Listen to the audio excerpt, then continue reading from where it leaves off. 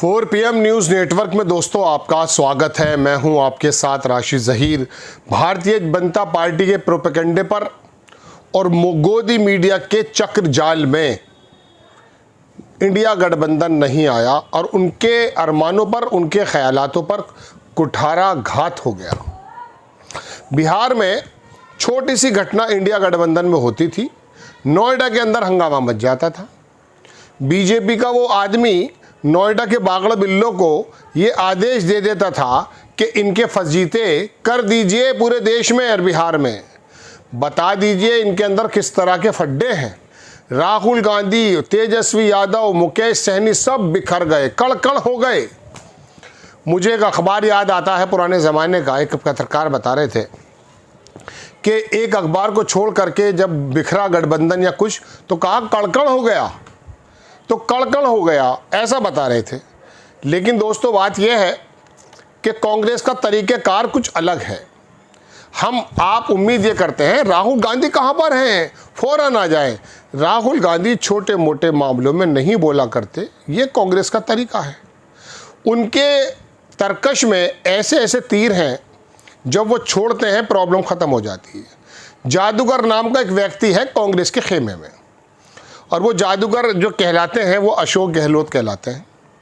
राजस्थान के अंदर ये बात अलग है कि सरकार नहीं आई, लेकिन जो जो योजनाएं उस आदमी ने वहाँ पर लागू की हैं, आज उसको याद किया जा रहा है।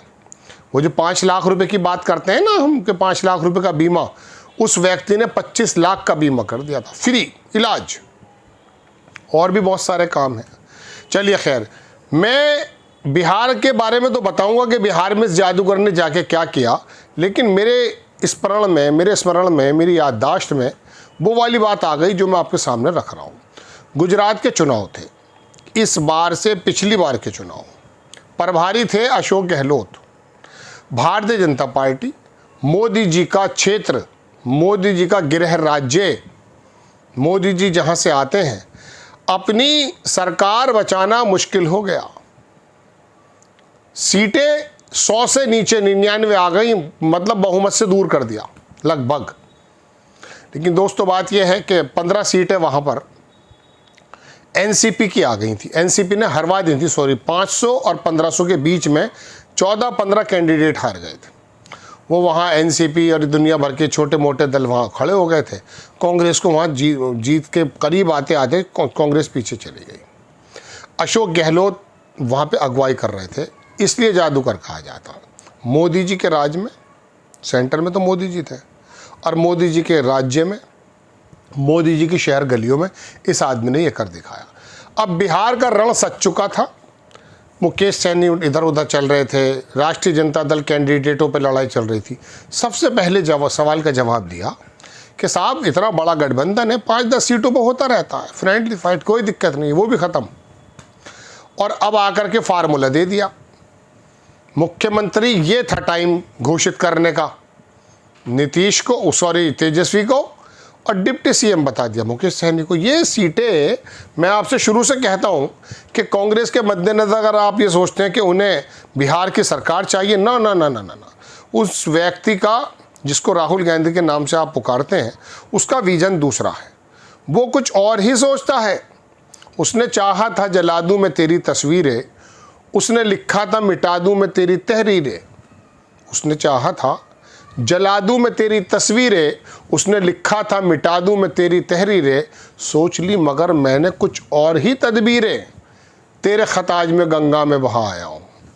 मुख्यमंत्री का ये पद देना, तमाम जो उनके दिमाग में शक व शुबा थे, जो इंतज़ार कर रहे थे, वो ख़त्म हो गया। आप देखें, छापा है अखबार ने, बिहार चुनाव महागठबंधन ने तेजस्वी को सीएम, मुकेश सहनी को उप मुख्यमंत्री का चेहरा घोषित किया।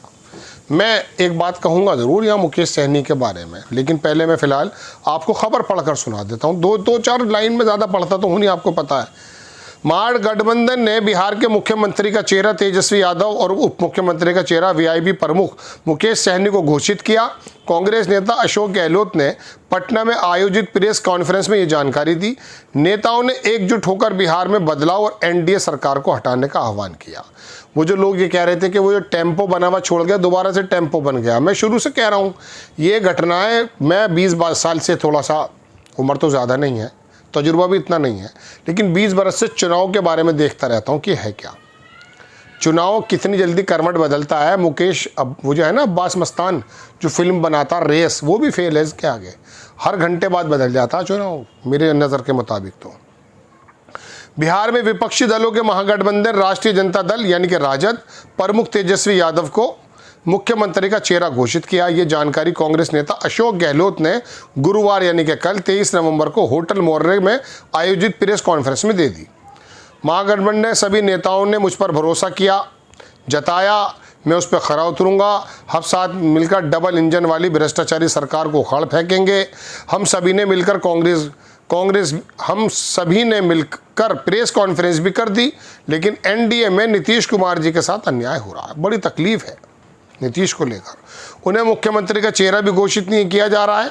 सच यह है कि भाजपा नीतीश कुमार जी को मुख्यमंत्री नहीं बनाएगी। अमित शाह खुद इस बात पर मोहर लगा चुके हैं।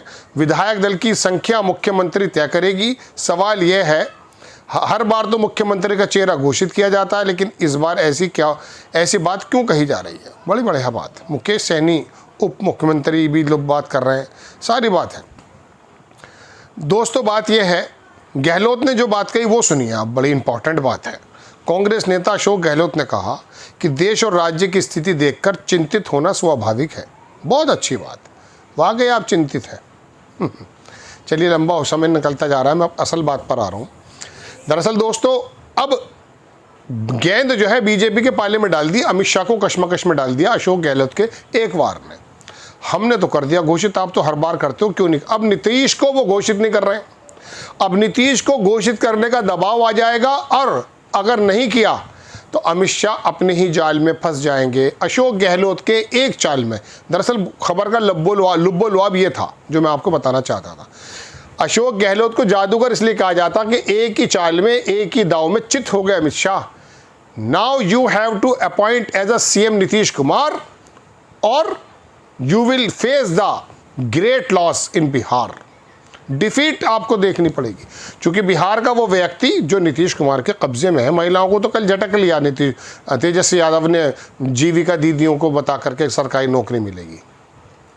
ऐसे में दोस्तों, अब अगर मिसाल के तौर पे वो जो महिलाओं का वोट है जो नीतीश कुमार को चाहता है, उन्होंने वो उनके पास मैसेज चला गया, भाई इनका तो सीएम घोषित हो गया, हमारा सीएम अमित शाह ने मना कर दिया, लिहाजा अब हम तैयार हैं, कहाँ जाएं। उसमें प्रशांत किशोर की भी बाजी खुल सकती है, उसमें कांग्रेस की भी खुल सकती है, उसमें राष्ट्रीय जनता दल की भी खुल सकती है। ये टोटल खबर का लब्बो लुआब था जो मुझे आपके सामने रखना था। कांग्रेस के एक ही ठोकर में जमाने आए, ये होता है। जय हिंद।